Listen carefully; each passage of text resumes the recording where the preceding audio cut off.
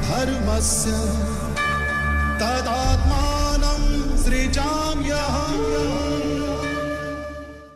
सप्तदोषाः सदाराज्ञा हातव्या व्यसनोदयाः प्रायसो यैर्विनश्यन्ति कृतमूला अभीश्वराः।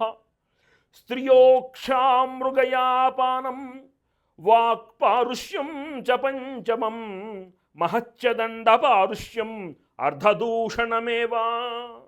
కొన్నింటిని వదిలిపెట్టాలి, వాటికి దూరంగా ఉండాలి మనం.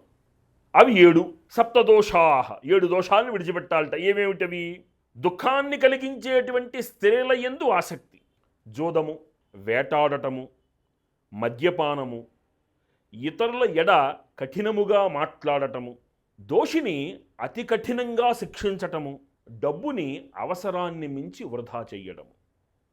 చూడండి, డబ్బు ప్రాధాన్యతే, డబ్బే పరమావధి కాదు.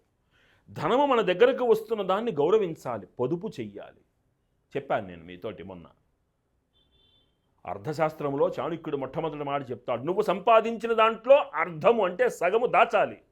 ఆ మిగిలిన సగములో కొంత నువ్వు పుణ్యవ్యయం చెయ్యాలి, మిగిలినది నీ గురించి ఖర్చు పెట్టుకోవాలి. మిగతా సగము మీరు దాచవలసిందే, పొదుపు చెయ్యవలసిందే.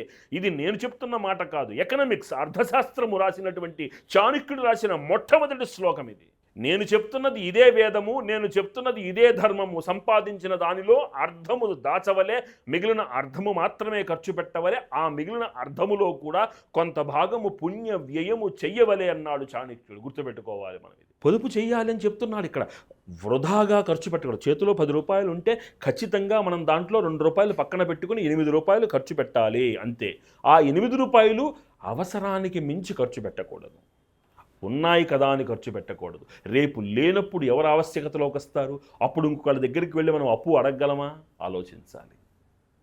ఎప్పుడైతే ఒక్క అడుగు మనం దించుకుని తలదించుకుని ఇంకొకరిని రుణం అడుగుతున్నామో నీ వ్యక్తిత్వాన్ని వారు కించపరుస్తారు, హీనంగా చూస్తారు. కాబట్టి నువ్వు ఆ స్థితికి రాకుండా ఉండాలంటే నువ్వు సర్వసమర్థుడవై నువ్వు ఆర్థిక బలంతో ఉండాలి. నీ ఆర్థిక బలము నీతో పాటుగా 10 మందికి దోహదపడేదిగా ఉండాలి. గుర్తుపెట్టుకోవాలి.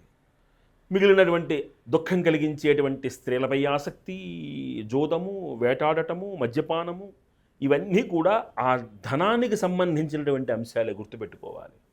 నీ దగ్గరకు వస్తున్నటువంటి కొంతమంది వ్యక్తులు నీకు ఆకర్షితులై వస్తున్నారంటే నీ నుంచి ఆశించి మాత్రమే వస్తారు. భావ ప్రాధాన్యమైనటువంటి మమకారం కోసమైనా, అర్ధ ప్రాధాన్యమైనటువంటి మమకారం కోసమైనా 2 విధాలుగాను ఉంటారు దీంట్లో. ఆ అవసరాన్ని నిర్వర్తించుకుని వెళ్ళిపోతూ ఉంటారు నీ దగ్గర. కాబట్టి ఏ వ్యక్తి అయినా విడిచిపెట్టవలసినటువంటి ఏవి అంటే ఈ 7 లక్షణాలు విడిచిపెట్టాలి.